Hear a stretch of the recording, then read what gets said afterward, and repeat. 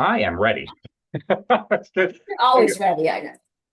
Good morning, everybody. As I mentioned, I'm Paul Williams. This is the first of several talks that I'll actually be giving in addition to facilitating. So you're getting a lot of Williams that's very concentrated up front in the series, but I promise it does space out towards the end a little bit. Um, but you can go to the next slide, Melissa. Uh, okay, perfect. I will actually go back to the last one, please, just so I can give credit where credit's due. So this is the employer concerns with medical assisted treatment, and we'll talk about that name even a little bit, the medical assisted treatment and how that sort of evolved. I did want to give credit where credit is due. Some of these slides are adapted from a prior presentation given by Nick Subiak, who gave a version of this talk before. Most of it's my stuff, but some I did adapt. So I like to credit where credit is due because Nick, whoever he is and wherever he is, did an outstanding job. Okay, now we can go to the next slide. Thanks so much. I will. By the way, it's thrilling to have so many of you here. By the way, I did want to say that for some reason, for no reason, I thought of the last talk that I gave at my last job before we shut down for COVID entirely, where I gave to an entire lecture hall that had exactly 2 students in it. So this feels like the opposite of that. So I'm nervous in a different way now. But we're going to be talking about medication-assisted treatment for substance use disorder um, and for opioid use disorder specifically, but I did want to just make a couple of notes here that the phrase medication assisted treatment is in some ways falling out of favor in the same way that we're not doing medication assisted treatment for diabetes, another chronic disease.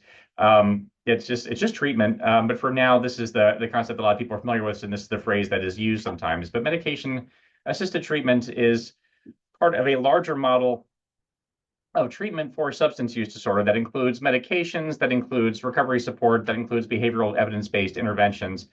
And again, going back to the chronic disease model that I very much consider substance use disorder and addiction to be part of, if you think about diabetes, so for instance, the treatment of diabetes is not done with medications in and of itself. It is not just insulin or metformin or Ozempic or whatever your diabetes medication of choice is.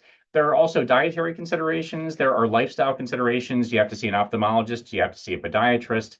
So in the same way that just treat medications in and of themselves are not sufficient to treat that chronic disease, medications are not sufficient to treat the model of substance use disorder. I will also, as I mentioned, say that when we say substance use disorder, we're talking largely about opioid use disorder. That'll be my focus since that's the considerations that's happening today. But also there are other substance use disorders. I just want to say this part out loud, and there are medications for those. So alcohol use disorder is extraordinarily prevalent. 1 in 3 adults meet criteria for it at some point in their lifetime. So not to give short shrift to other substance use disorders, but our focus in this particular series is opioid use disorder for much of the talk. Next slide, please. So SAMHSA, which is sort of the overseeing body that helps provide guidance for the treatment of substance use disorder, describes MAT as the use of medications in combination with counseling and behavioral therapies to provide a whole patient approach to the treatment of substance use disorder. It is the gold standard of treatment for opioid use disorder specifically. And by treatment, what outcomes that we care about is not abstinence alone. Abstinence is a wonderful thing to achieve for many people, but our goals here are to reduce the use of drugs, to reduce the risk of overdose, to keep people from dying. I don't see on this list, but also there's evidence for that as well. To reduce injection behaviors, because injection behaviors are associated with infectious behaviors and other complications, and then to reduce criminal behaviors as well. So to reduce touches with the carceral system whenever possible. And when people receive the treatments for substance use disorder and opioid use disorder specifically, these things happen. There is good evidence to support what we do here. This is not touchy-feely intuitive stuff. This has been studied. There is science to actually back what we're talking about here. Next slide, please. So I will not get too deep into the weeds regarding the pharmacology that we have to treat opioid use disorder specifically, but I do want to touch on these medications because we hear about them and we'll talk about them going through this series. Because I can't help myself and because I'm an internal medicine doctor, there are some charts and graphs and figures that are mostly just for me because I'm a nerd, but I do think some of these are at least being passingly familiar with. It's probably worth doing. So there are 3 big players when we talk about medications for opioid use disorder. And in terms of FDA-approved drugs, there is methadone, there is buprenorphine, and naltrexone. And all of these work on what's called the opioid receptor, which is throughout the body, not just in the brain necessarily, in different ways. And when you stimulate the opioid receptor, lots of things happen. So it can cause euphoria, it can relieve pain, it can lead to constipation, it can make you sleepy, it can reduce your respiratory drive. So anything that stimulates that receptor has those activities to some extent. Methadone is what we call a full agonist. And by that, methadone is a medication that sits squarely in the opioid receptor. So you have this receptor throughout all the organs of the body, and methadone fits snug as a bug in a rug, as my mom would say. It fits it perfectly, it stimulates it fully, and does all the things that opioids do. By occupying this receptor, and because of some of the way that it works and the fact that it has this very long onset and sort of long offset, it doesn't have the peaks and valleys that other opioids have. It is used to treat opioid use disorder. It lessens the symptoms of withdrawal. It blocks the effects of other medications, and it works physiologically in the same way that heroin works on the receptors, or oxycodone or OxyContin, or choose your opioid of choice. But because of its mechanism, it doesn't have some of the adverse untoward effects that we want. So methadone is a medication that I'm sure everyone has heard of. Buprenorphine is a newer kid on the block. It's what's called a partial agonist. So rather than sitting solely in the receptor, it kind of partially sits on it, hence being a partial agonist. And because of that, it has what's called a ceiling effect. So you can increase the dose to a certain extent, and then above and beyond that dose, it doesn't really have any additional effect. And one of the things that we like about this is this increases its safety. So I sort of mentioned passingly respiratory depression as an effective opioid. That's how overdoses kill. Buprenorphine, it has a ceiling, so once you get above and beyond that, it's not impossible, but it's very hard to overdose on this medication. And because it's sitting on that receptor, it blocks the effects of other medications that might be trying to stimulate the receptor. Extraordinary medication, it saves lives. Lastly, but not leastly, and then buprenorphine, I'll just mention, if you've heard of Suboxone, that is the active ingredient in Suboxone. That's the medication we're talking about here. Lastly, but not leastly, is naltrexone. This is an opioid antagonist, meaning it blocks that opioid receptor. So rather than sitting in it and stimulating it, it sits on top of it and keeps other things from stimulating it, and that it works differently. So it has a different mechanism of action. It is also maybe not consequently a little bit less effective than methadone and buprenorphine. So those are the three big medications that are worth knowing about when we're talking about medications for opioid use disorder. Next slide, please. I'm going to pivot briefly to talk about bias, stigma, and discrimination, which are unfortunately an inherent part of treatment of substance use disorder. So stigma specifically refers to negative stereotypes around any kind of condition, and then discrimination is the behavior that results from those negative stereotypes. So yeah, I'm just going to get to close the door for 1 second. I'm so sorry.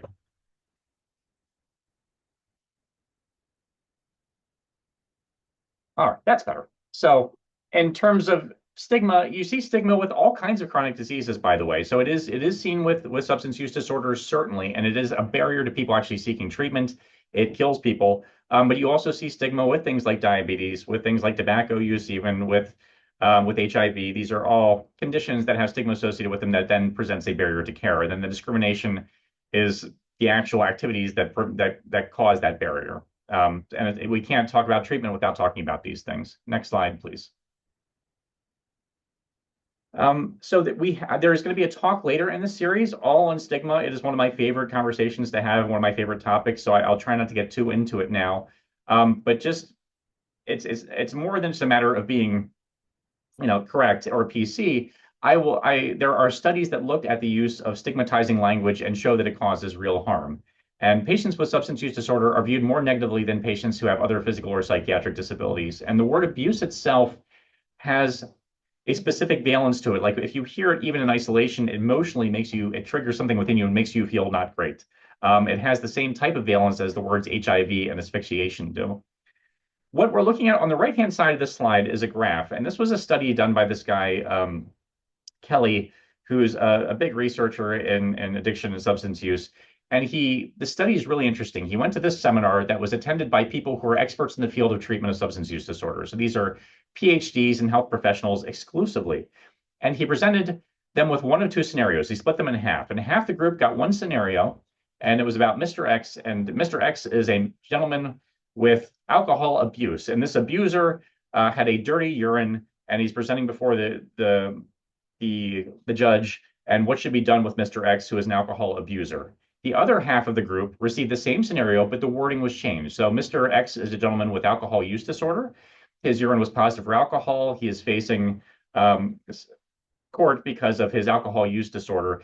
And just by making those tweaks, they then asked the participants how they felt about Mr. X. And the group that heard abuse were more likely to think that Mr. X did not deserve treatment. They thought that he did deserve punishment. They thought that he was to blame for whatever problems we're having. And if you heard use disorder, he was more likely to be considered suffering from a medical condition, to be deserving of help, and to not have the attribution of blame. So just by hearing those words, it changed the way that people felt that the patient should be treated, this completely made up patient.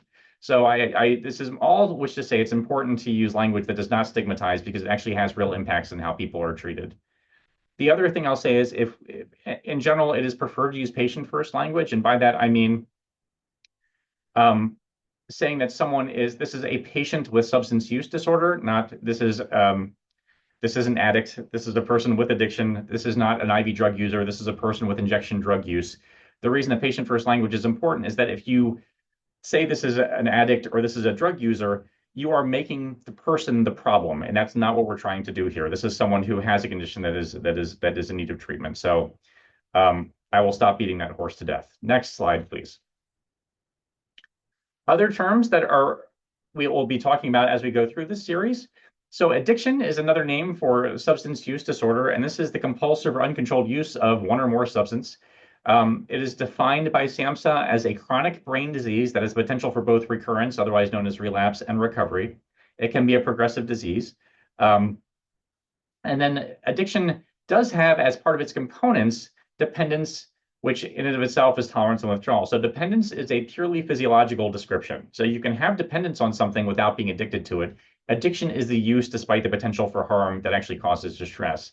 Dependence just means that you have physiologic adaptations to a substance. And dependence is comprised of tolerance, which means it takes more and more of a substance to achieve the initial effect. And then withdrawal, which happens if you stop the substance and then you have negative emotions or physical effects as a result of that. And so, as I mentioned, you can have dependence to something without having addiction. And dependence, by the way, you can see in all classes of medications. You can have dependence to blood pressure medications. You can have dependence to antidepressants. And if you stop those medications, you will have well-defined bad effects. So this is not something that is exclusive to the things that we think about when we think about substances associated with addiction. Next slide, please. Other things that are worth commenting on when we're talking about substance use disorder, about half of the risk of addiction is actually conferred by genetics. And when you are treating for someone for substance use disorder, and if you go back and take a detailed family history, it is not uncommon to hear that one or both parents also were living with substance use disorder. It is also something that does not happen to most people. It does not happen to a majority, but it is extraordinarily common. And the hallmark of substance use disorder and addiction is this loss of control. So substance use impairs your ability to self-regulate the impulses to use whatever substance it is that we're talking about. So the idea is that we're actually using the substance against your own will and your own best interest. So patients may have a very sincere and genuine desire to stop or moderate their use, but are just unable to do so. And this can happen even in the setting of severe consequences, whether they be health or social consequences. When one of the criteria to make the diagnosis for addiction or use disorder is, have you ever tried to use and have you ever tried to cut back and not been able to, or have you continued to use despite having adverse outcomes? These are things that we actually need to define addiction itself. And you'll often hear, why doesn't someone just stop? My second uncle quit smoking, just put down the cigarettes, never went back. You'll hear people say, and that's wonderful for that person. But with addiction in general, you're talking about literal changes within the brain itself, and there'll be a slide on this that actually affects your biological circuitry and the things involved in impulse control, judgment, reward, memory, and motivation. These things are physiologically changed when we're talking about substance use disorder and addiction. Next slide.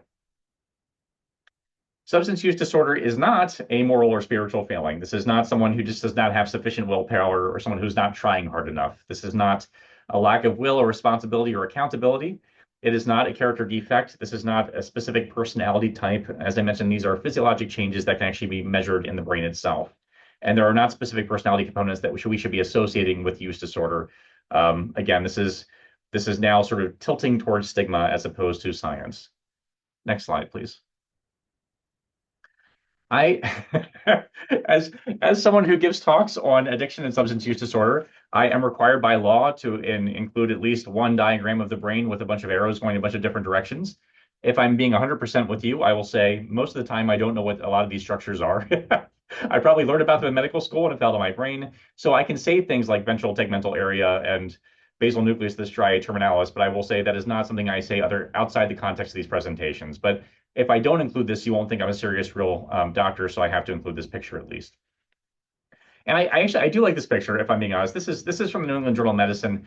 The brain itself with the arrows and the various structures, sure, that's pretty, and they do a nice job there. But if you look at the stages of addiction on the left-hand side of that chart, it talks about three different elements: this idea of binge and intoxication, withdrawal and negative effect, and preoccupation and anticipation. So with the beginning of use of any substance that can lead to addiction, you may have initial euphoria. You may have reduced energy, and you may look forward to actually using the substance. And as you progress through your use, yes, thank you, the euphoria kind of becomes more tamped down, and then you're just feeling kind of good. And then eventually the use progresses into you're trying to avoid withdrawal. So use eventually becomes you are treating dysphoria and feeling uncomfortable. You're not trying to achieve any kind of euphoria when you're in the final phases of use disorder. Similarly, as you have brain adaptations to ongoing exposure to whatever substance that we're talking about, you sort of lose the capacity to generate excitement and happiness. And as a result, through receptor changes, you may feel depressed and anxious and restless at all times. And again, are using just to escape feeling bad about things. And you may stop looking forward to using the substance and actually spend more time just obsessing and planning to get the substance to keep from feeling bad. So this is a progression that is fairly monotonic and sort of understandable. Why do we use medications to treat substance use disorders? Because we are trying to block these things from happening. We're trying to prevent the symptoms of physical withdrawal. We are trying to occupy the receptors in a way that is safe and does not lead to these adverse symptoms and prevents people from pursuing continued use. We're trying to diminish and alleviate craving, and we're trying to get the brain chemistry back to its prior levels, which is achievable and can be measured and is actually part of treatment. Next slide, please. So as I mentioned at the outset, MAT is the use of medications in combination with counseling and behavioral therapies, and it is a whole patient approach. So medications are but a part of it, but there is good evidence for the medications that we have, especially for methadone and buprenorphine, and there is decent support for Vivitrol, which is naltrexone. So Vivitrol is the trade name. I should probably change this slide. As I mentioned before, again, medication-assisted treatment is the gold standard. This is that we don't have anything better than this, and it reduces death, which is always a great outcome. It reduces the risk of overdose, it reduces use, it prevents injection behaviors, and it reduces criminal behavior. And I do see a question from Hilda, so I'm going to address it before it falls out of my brain because it's actually relevant to a slide we just had. So when someone successfully stays in recovery, does this mean that their brain pathways have actually changed? And yeah, there have been studies. There's a slide I give in a talk, I think, later in this series that actually shows someone who's treated for stimulant use disorder specifically. And you can see that their dopamine receptors and their brain chemistry literally changes, reverts back to that of someone prior to having use disorder. So yes, you can change the pathways themselves. Thank you for your question, Hilda. Next slide, please. This is my favorite figure of all time. And again, I promised I would not nerd out, but I can't help myself just a little bit. So this is from a study by Kako et al., and we are in the home stretch here. This is done in 2003, so over 20 years ago at this point. And this is before buprenorphine was available for prescription. This was an early study when people were aware of it. They were studying it, but was not actually prescribed for treatment for substance use disorder. And this was a trial that was done in Sweden. And the important things for you to know is that it took a group of 40 patients and it randomized them to one of two groups. One group got all the best treatments they had at the time for substance use disorder and opioid use disorder specifically. And I'll tell you that Swedish support for opioid use disorder was remarkable. They got occupational support, they got housing, they got food, they got counseling. Like this was good care. This was the best care that they had and is still pretty darn good care, but they did not get the medication. The other group got all those things plus buprenorphine. And what we're looking at on the right-hand side is what's called a survival curve. And you can talk about survival in a number of ways. This is the number of people that stayed in treatment. And you notice that the group in the buprenorphine group, the majority of those folks were in treatment a year out. They were still attending their meetings. They still had urines that were negative for illicit substances. They were doing great. And the group that did not receive the buprenorphine, almost all of them fell out of treatment within 2 months. And it's really important to note that 4 of those people fell out of treatment because they died of overdoses. And I would challenge you to think of any other medication that is, I don't know why we're not screaming this from the rooftops. If I said, I have a treatment where if it's not given to people, a quarter of the people will die, you would be like, oh my God, everyone should have this medication. And yet you don't hear treatment for opioid use disorder discussed in that kind of way. So these are life-saving medications. And I'll stop eating it again. I love this chart. I love this study. We can go on to the next slide. I see a question about Vivitrol for opioid use disorder, or individuals typically just prescribe the others. So I will address that before that falls out of my brain true. So Vivitrol, as I mentioned, is the trade name for the injectable naltrexone. It can be used for opioid use disorder in and of itself. It is not done so very commonly. It is sometimes a nice choice for someone who also has alcohol use disorder as well, because there's good evidence for that too. So sometimes it is chosen because of other benefits or because opioids can't be used. But it can be used for opioid use disorder. There is evidence to support it. Okay, in the home stretch, a couple of myths about treatment for opioid use disorder and substance use disorder that I'd like to address.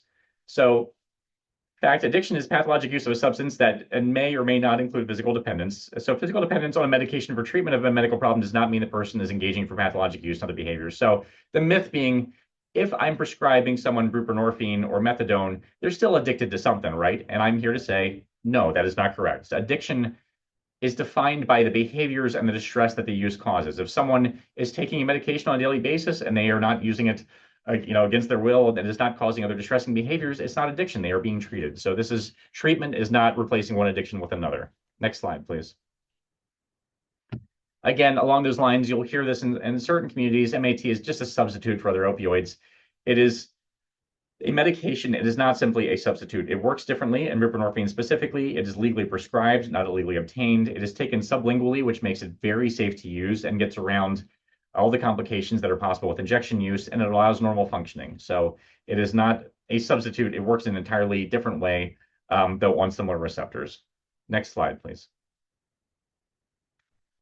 Myth number 3, providing medication alone is sufficient treatment for opioid addiction or opioid use disorder. Its medications are critically important, but we have to include other services. The evidence also supports using things like counseling and providing other supports that is necessary for successful treatment. But the medications are a crucial element, but not sufficient in and of themselves most of the time. Next slide.